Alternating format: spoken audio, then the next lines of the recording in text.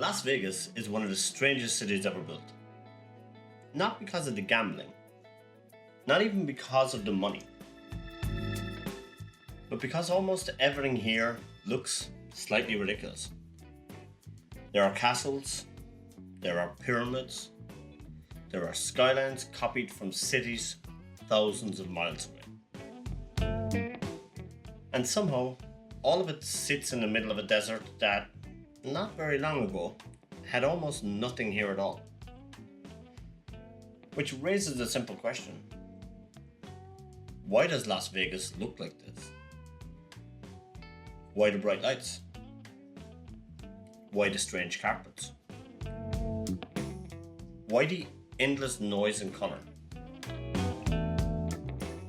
And why does a city built around gambling spend so much effort creating entire worlds inside its buildings? There's also one small design trick casinos use that most people never even notice. Once you realise what it is, you'll never walk through a casino the same way again. We'll come back to that though in a few minutes. Because the answer to all of this turns out to be more interesting than it first appears. Las Vegas might actually be one of the most carefully engineered environments anywhere on Earth.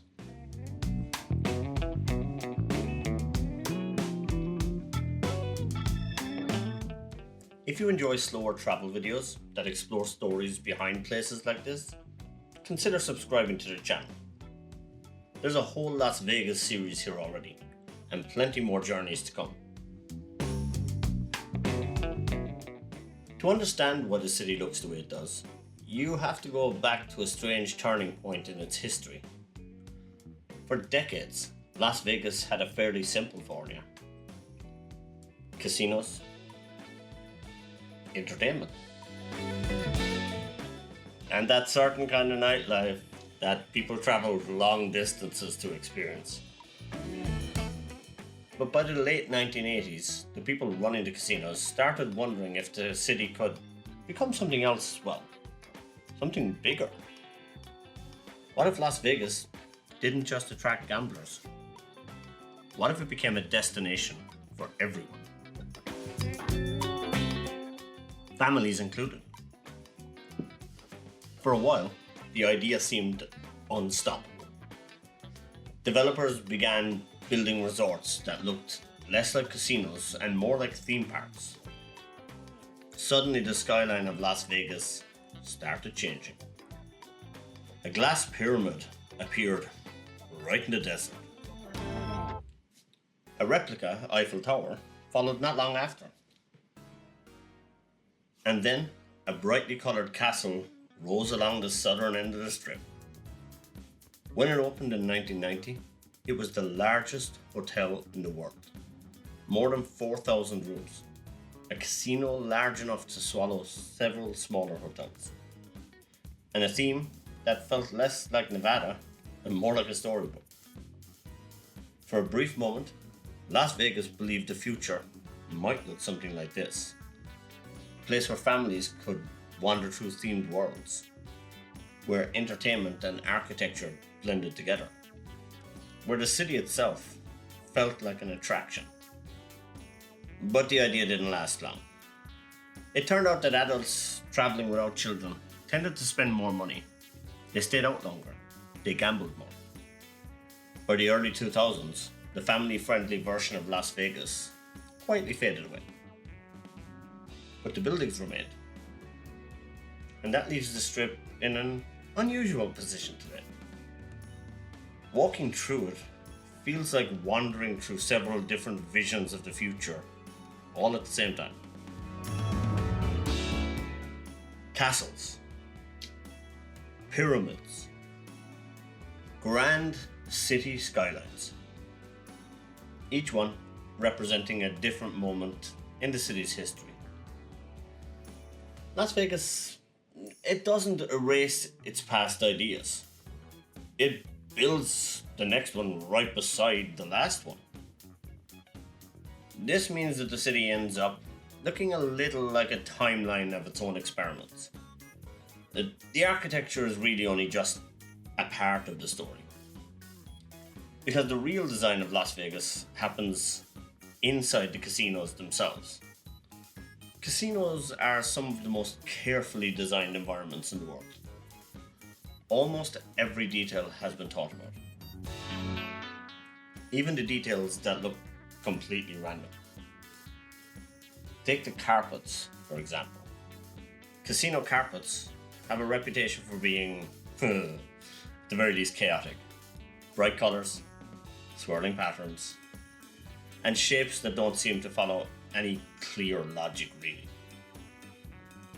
When you look at them at first, they look kind of accidental. Like someone let loose with a box of crayons and a very active imagination.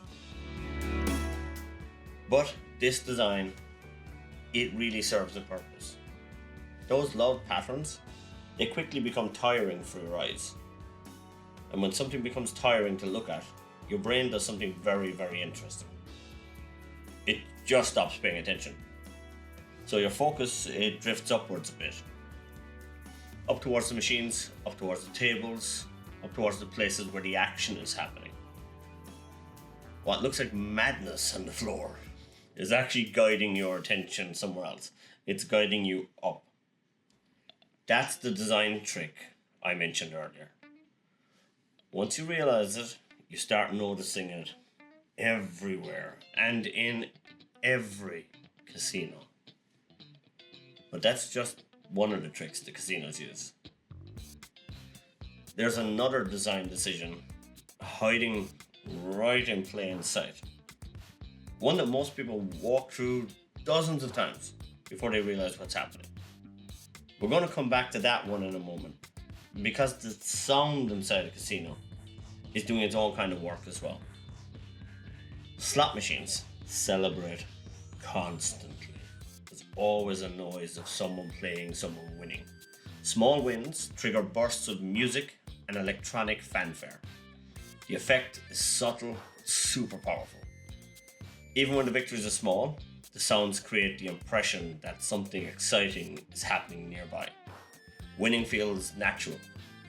Success feels like it's right there, waiting to be grabbed. Lighting adds another quiet layer to the illusion. Casinos don't really feel like daytime, but they don't really feel like nighttime either. They kind of exist somewhere in between. A kind of permanent early evening. You know that comfortable time of day where it just feels a bit soft, like time doesn't really exist. And then there's the most famous detail of all. Time itself actually disappears. Clocks are very difficult to find. Windows are incredibly rare. And without those signals, the normal rhythm of the day kind of blurs a bit. Minutes turn into hours without the usual reminders of what time you're at, which means people stay longer. Not because anyone told them to, but because the environment just encourages it.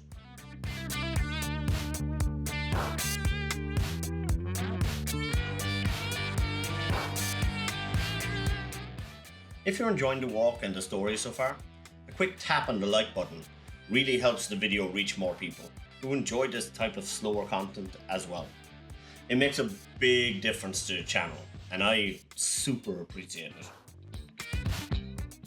Casinos don't just control what happens inside them, they also shape how people move through them. And this brings us to that second design trick. Most casinos are laid out a little bit like gentle mazes. The walkways in a lot of the casinos curve. A lot of the paths loop you back into gaming areas. Direct routes are very rare. You rarely travel in a straight line from one place to another. Instead, you drift through the space. You move past machines, past tables, past all the opportunities to stop and play. It's almost invisible, but once you notice it, it becomes kind of obvious. And that's the strange thing about Las Vegas. The city often looks like chaos on the surface. But underneath that chaos, there's an enormous amount of thought. Casinos, they guide your attention. They shape the movement within. They quietly influence how long you stay. But at some point, Las Vegas, the city, realized something else. People enjoy wandering through interesting places, not just row after row of machine, not just endless gaming floors. They enjoy environments, spaces that feel alive. That led to one of the strangest decisions Las Vegas ever made. The moment the city decided copying other places. If people love visiting New York, why not build fake New York in the desert? Not the entire city, just the parts people recognize. The skyline, the famous buildings, and the atmosphere. And so a version of Manhattan appeared right on the strip. Skyscrapers recreated side by side. Bridges stretching across from one mega casino to the other just to bring you to these places. Even a certain statue of a certain lady standing watch nearby. But like most things in Vegas, the goal wasn't perfect accuracy. It was a trick of the eye, a suggestion, the feeling of a place rather than the reality of it. That's something Las Vegas does so well. It captures the spirit of a place, the idea of a place, and then rearranges them in ways that would never happen anywhere else. That's why wandering through the strip can feel slightly surreal. Within a short distance, you can pass through imaginary medieval England, ancient Egypt, Paris, and of course, Manhattan. Most cities grow slowly over centuries. Neighborhoods evolve. The architecture changes gradually. Yeah, Las Vegas forgets all about that. It builds entire worlds almost overnight in the grand scheme of things. Which means the strip feels less like a city, more like a collection of stories and places. Each resort represents a different idea about what Las Vegas could be. And perhaps that's why the city works. It doesn't try to be realistic. It just tries to be interesting.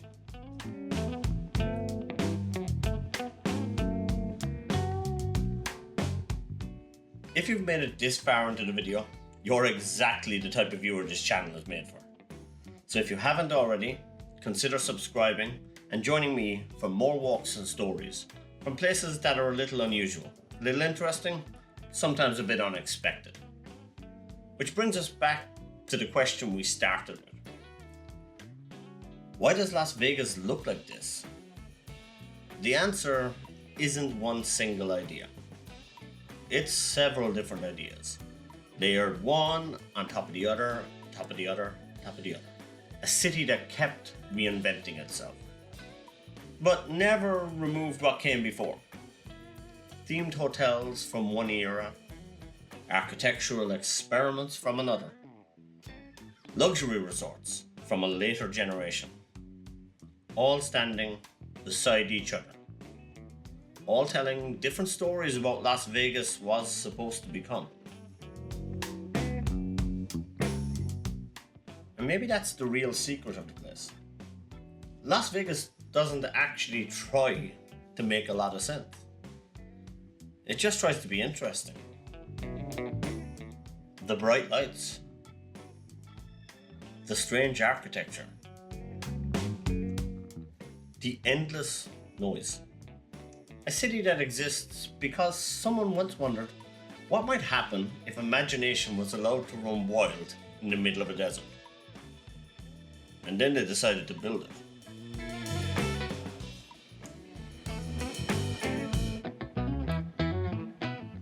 If you enjoyed this walk along the strip, there are plenty more Las Vegas videos already on the channel.